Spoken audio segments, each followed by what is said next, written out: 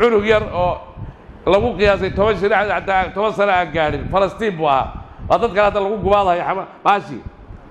مركا عنقي وحلقة زور بعي جوري بربري هوستيس وعنق ير قالوا حين أنا فرشير بوها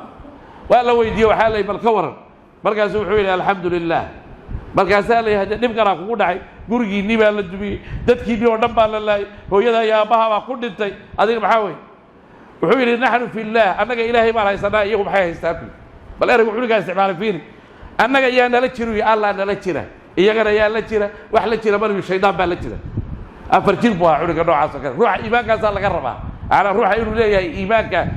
waxa weeye hada ala dagaalka ka socda Gaza beeqa ruux baa ku islaamay ma taqaan Mareykan iyo Yuhuud oo dhan way islaamayaan sababta keenaysa waxa weeye cunug yar oo burbur hoostii laga soo bixinayo oo intaas oo madfac ku dhacday yaa markii la soo bixi oo lugtu go'atay oo lugtiisa la kabahay